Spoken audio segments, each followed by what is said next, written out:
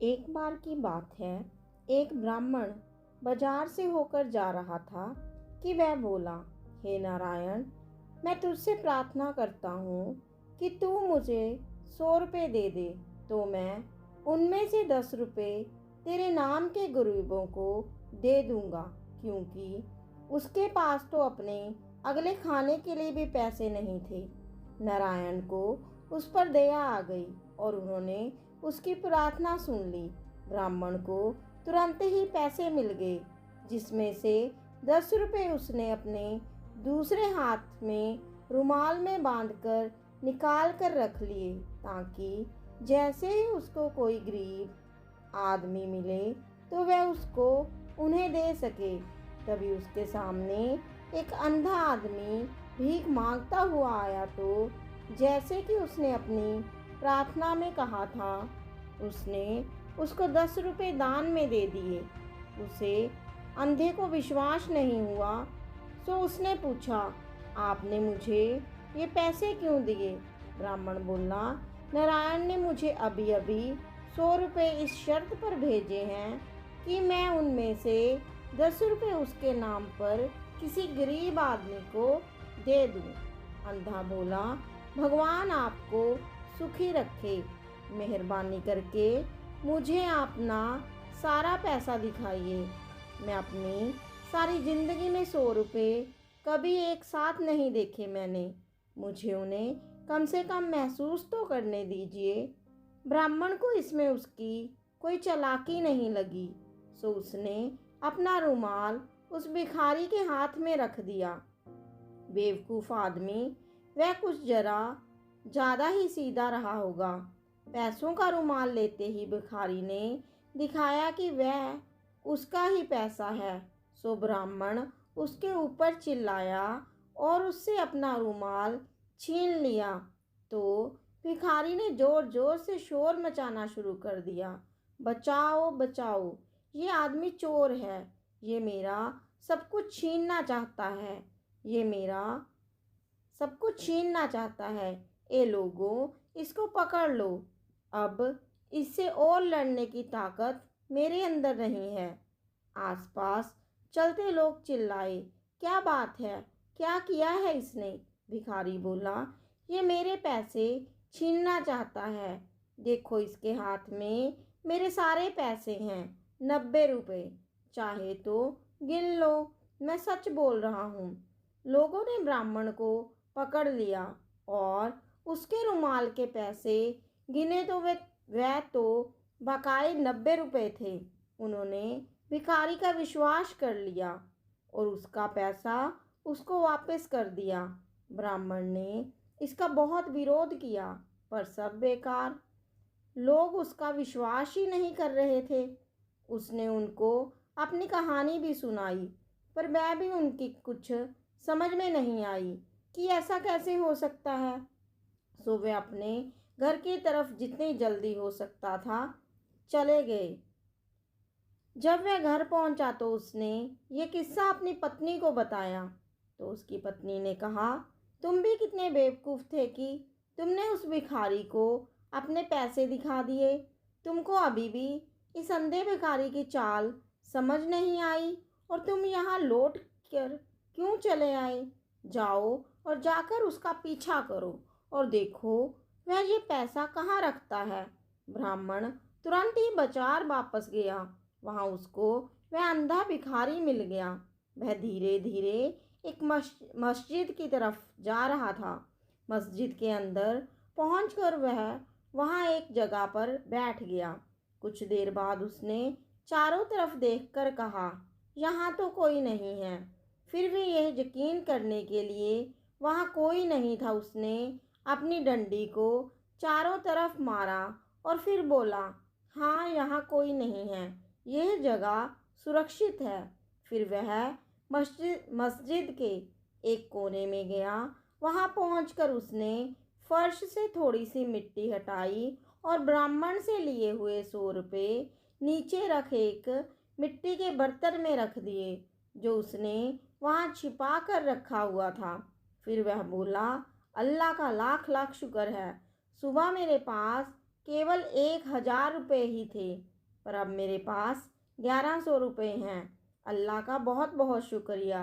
जब ब्राह्मण ने भिखारी के ये शब्द सुने तो वह बहुत खुश हुआ।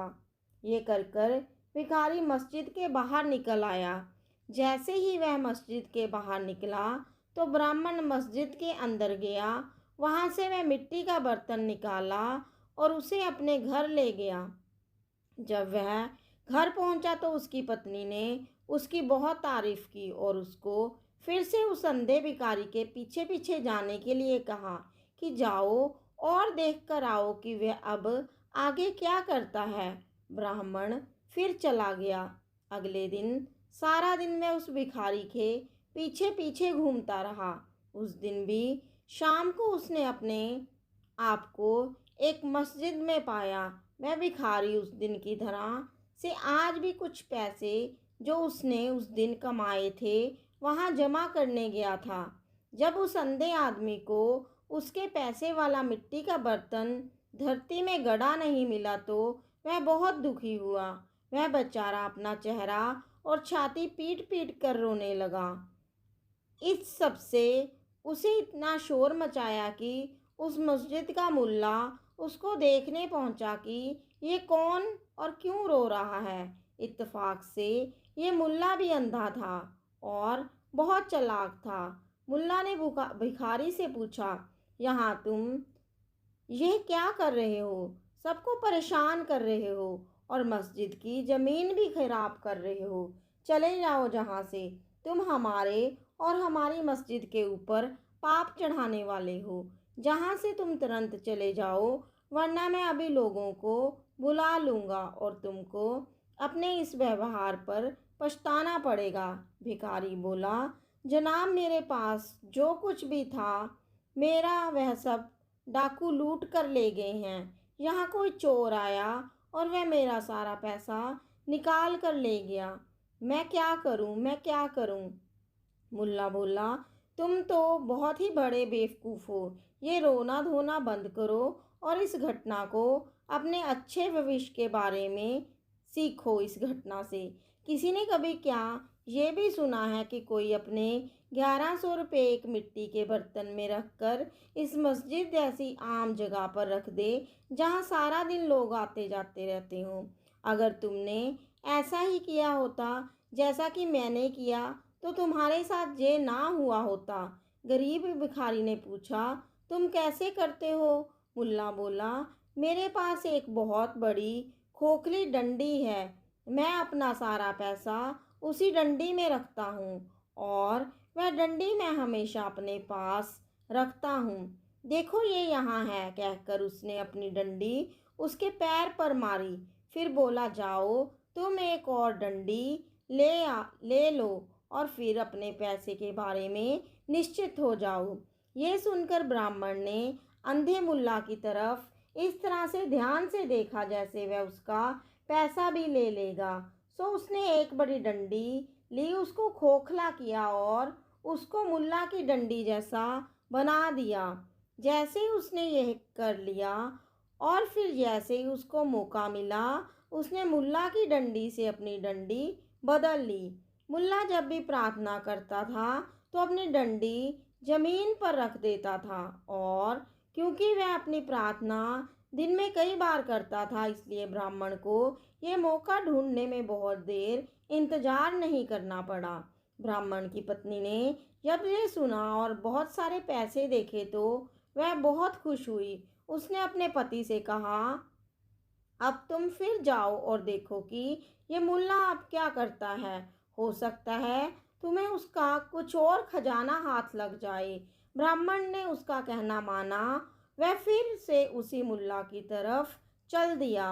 वहां जाकर वह क्या देखता है कि उसके पास एक और मुल्ला बैठा हुआ है। इत्तेफाक से ये दूसरा मुल्ला भी अंधा था। पहला वाला मुल्ला अपने पैसे खो जाने पर दूसरे मुल्ला के सामने रो रहा था। तो दूसरे अंधे मुल्ला ने उससे कहा, तुम्हारी बेवकूफ़ी के लिए अल्लाह का तुम पर फुकर पड़े। अब तुम मेरी बात सुनो कि मैं अपने पैसे का क्या करता हूँ।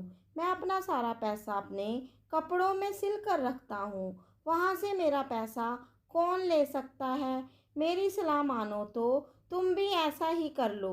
जब ब्राह्मण ने दूसरे मुल्ला के ये सब शब्द सुने तो वह तुरंत ही वहाँ से भाग गया और मधुमक्खियों से भरा एक छत्ता खरीद लाया और उसको उसने एक मिट्टी के बर्तन की तली में लगा दिया। छत्ते के ऊपर उसने काफ़ी सारा शहद रख दिया। इतना करके वह वहाँ से हंसा और बोला, हाँ हाँ, उसको डराने के लिए इतना काफ़ी है। फिर उसने एक मुसलमान का भेष बनाया और दूसरे मुल्ला को वह मिट्टी का शहद भरा बर्तन देने के लिए उसके घर की तरफ चल दिया। उसके घर जाकर उसने उसको वह बर्तन भेंट में दे दिया। मुल्ला शहद से भरा बर्तन पाकर बहुत खुश हुआ। उसने उसको आशीर्वाद दिया। बर्तन देखकर ब्राह्मण चला आया, पर वह अपने घर नहीं गया। वह उसके घर से थोड़ी दूर जाकर इंतज़ार करने लगा कि कब वह अपना शहद ख़त्म करता है।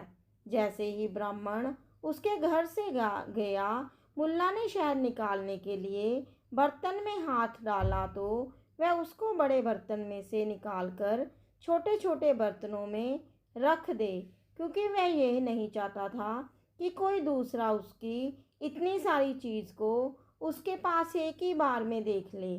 उसने शहद से एक दो छोटे बर्तन भरे ही थे कि अब उसका हाथ शहद की बजाय मधुमक्खियों के छत्ते से जा लगा। मधुमक्खियों को उसका ये बुरा व्यवहार बिल्कुल भी अच्छा नहीं लगा। वह बर्तन में से बाहर उड़ी और उसको चारों तरफ से काटने लगी।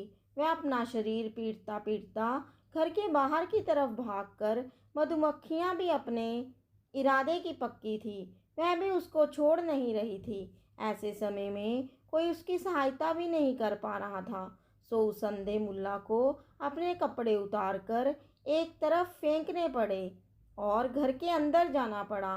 मधुमक्खियां भी उसके पीछे पीछे भागी।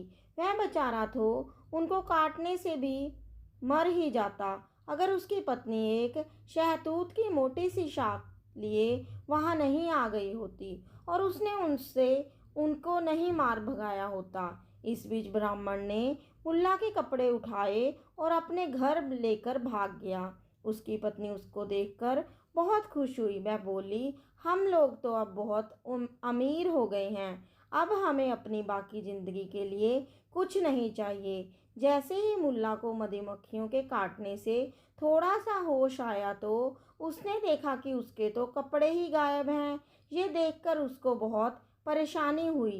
वह तुरंत पहले वाले अंधे मुल्ला के पास गया और उससे अपना सारा हाल कहा। दोनों ने आपस में मिलकर कुछ सलाह की, सो वह दोनों मिलकर अंधे भिखारी के पास गए और उसे जाकर अपनी सारी कहानियां बताई। तीनों ने मिलकर एक प्लान बनाया कि राजा के पास चला जाए और उससे प्रार्थना की जाए कि वह इस चोर की ठीक से खोज करे। ऐसा ही किया गया। राजा ने उन तीनों की बात ठीक से सुनी और उन तीनों की कहानियों में रुचि लेने लगा। वह खुद भी ये जानने की कोशिश में लग गया, ऐसा कौन सा आदमी था जिसने कि इन तीन होशियार और चतुर लोगों को धोखा दिया।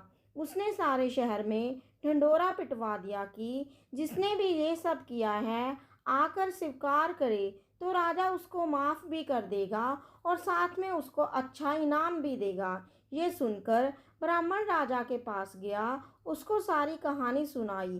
राजा बोला, शाबाश, पर ये तो बताओ कि ये सब तुमने अकेले ने किया या किसी और के कहने पे किया? ब्राह्मण बोला, मेरी पत्नी ने मुझे ये सब करने के लिए मुझे उकसाया हजूर, और मैंने ये सब किया। राजा बोला, बहुत अच्छे। उसने उसको बहुत सारी भेंट दी और फिर उसको वहाँ से भेज दिया। तो ये थी आज की कहानी तीन अंधे। मैं आशा करती हूँ आपको ये कहानी ज़रूर पसंद आई होगी। अगर मेरे चैनल पे नए आए हैं तो मेरे चैनल को ज़रूर सब्सक्राइब करें और लाइक शेयर कमेंट भी करें। इसी के साथ आपसे विदा लेती हूँ। कहानी सुनने के लिए आपका धन्यवाद।